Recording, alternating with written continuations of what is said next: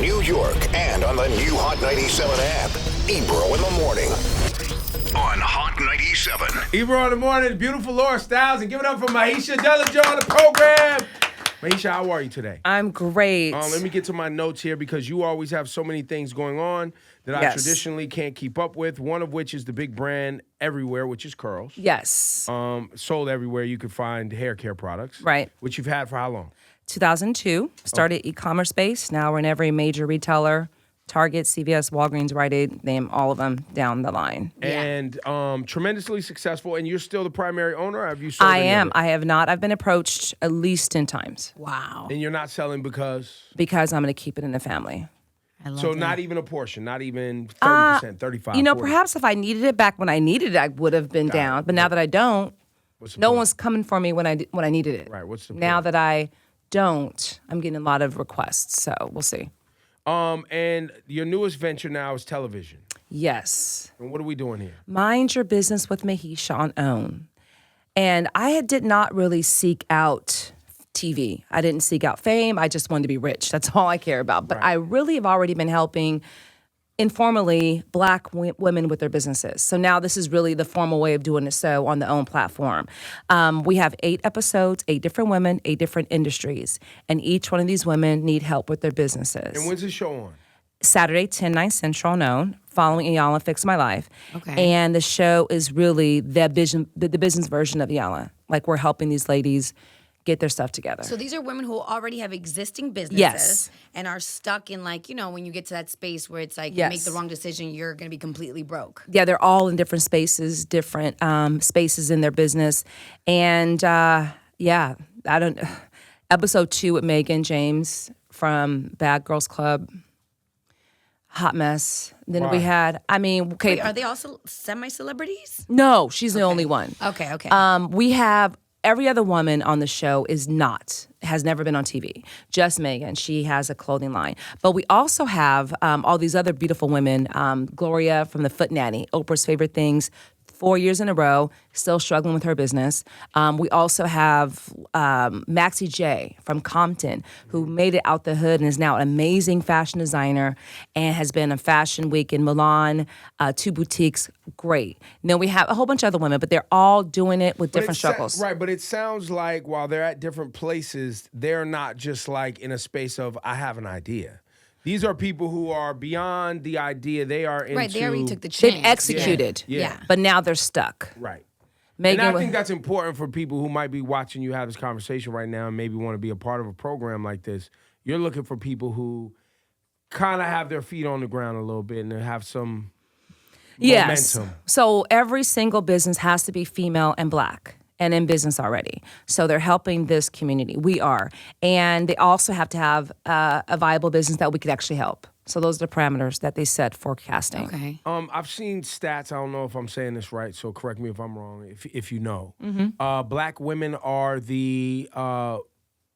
make up like, I don't know, 70% of like new small businesses in America, some crazy number like that. Well, I know that Black female-based businesses are on the rise. We're up 300%. Right. From last year to the That following. maybe that's what it is. 70% probably sounds And crazy. only 4% of us make it to the $1 million mark.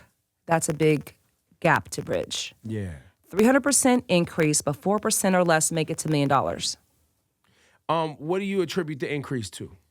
Well, really being disenfranchised, really feeling frustrated, seeing that other people are doing it, being encouraged by people doing it, and wanting another opportunity for their children. We really are powerhouses. We do it all. We're matriarchs. We run houses alone sometimes and go and run the house and, run the offices and come home and make it happen all over again.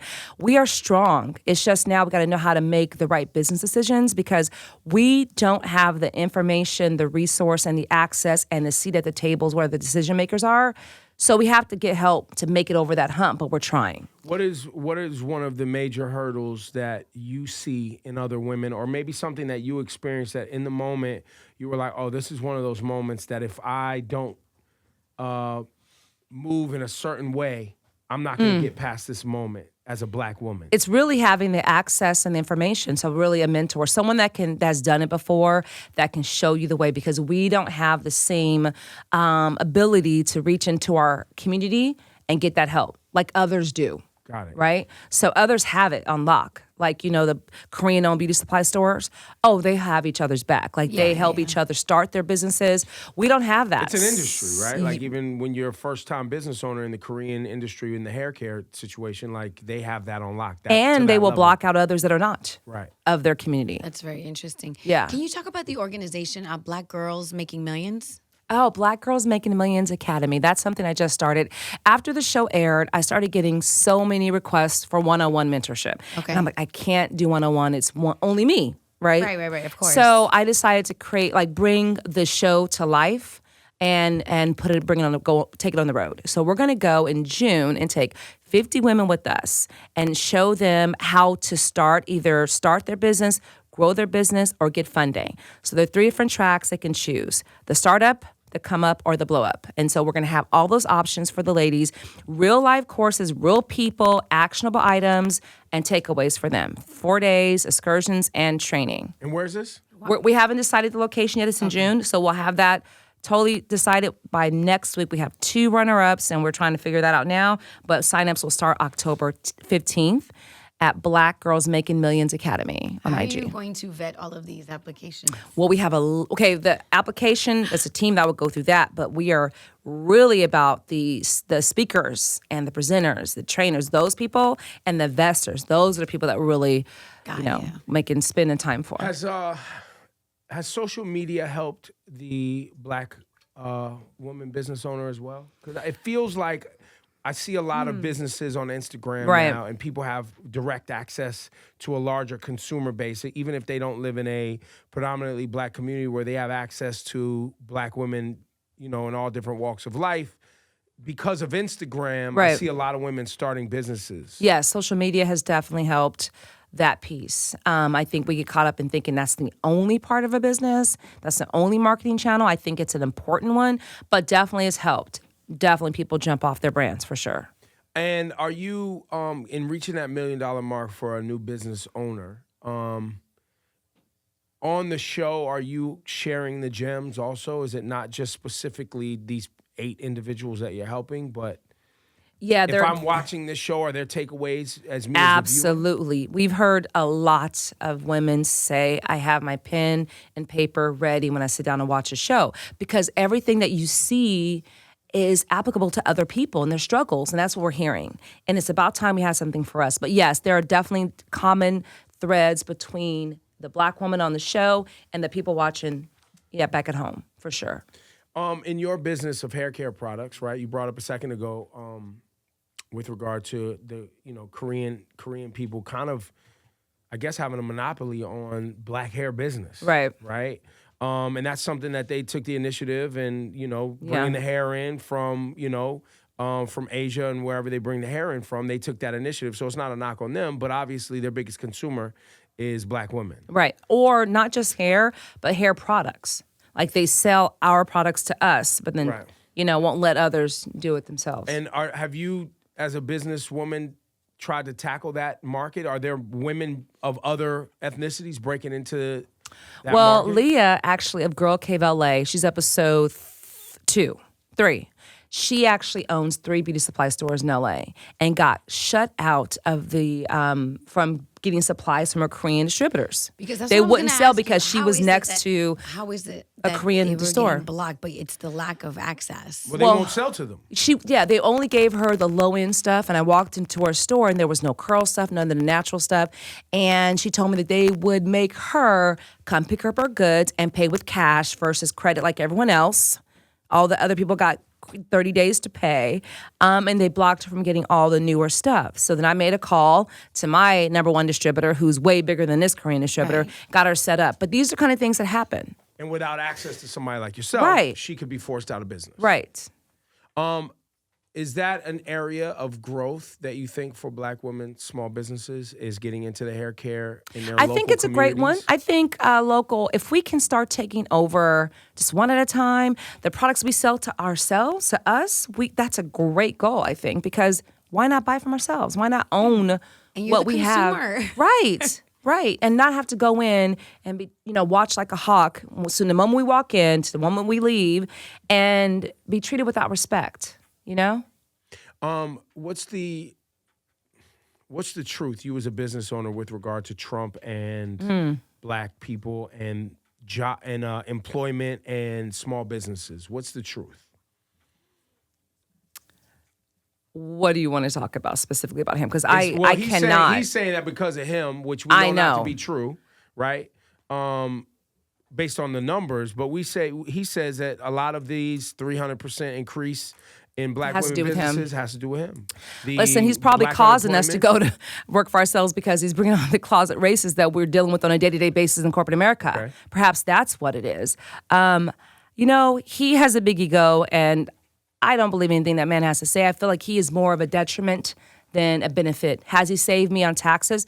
Perhaps. Do I still like him? No. I feel like we can have someone else in the office who actually cares about the people in our community, and he does not. He does not.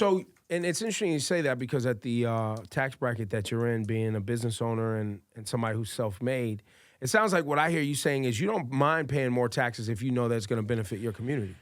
Yes, and I have kids to worry about. How are they going to be treated under his watch? I mean, he does a lot that undermines equality, right? So how do I explain that to my son, this black man who has to deal in the world of being a young black man when he sees the way that Trump acts and treats us and lack of respect? It's ridiculous. How do you deal with that? So, and then, okay, take it a step further, when you have family members that support him. Him being in office has created so much division. Mm-hmm. I have stopped being friends with people who are Trump supporters, which I didn't know. I'm like, oh, okay, so now that you know what he's really about, you're still rocking with him? We can't be friends. We can't be friends. Yeah, it's very much an atmosphere of, I say it a lot, it's about white supremacy, and it's about he reinforces an image that is important to maintaining a certain white supremacist attitude in this country that I think, while people, I believe at this point, they got to know what they're doing, but there are some people who play stupid, like it's just about taxes. They choose to look the other way. At this point, if you're looking the other way, then you're part of the problem. Yeah. The show is on Saturdays. What time?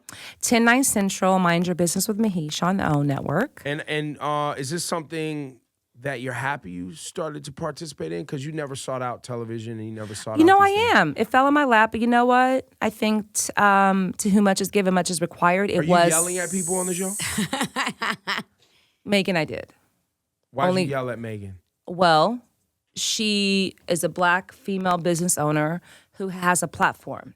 She had a partner who is Korean who helped her start her business and let her use her credit to get going.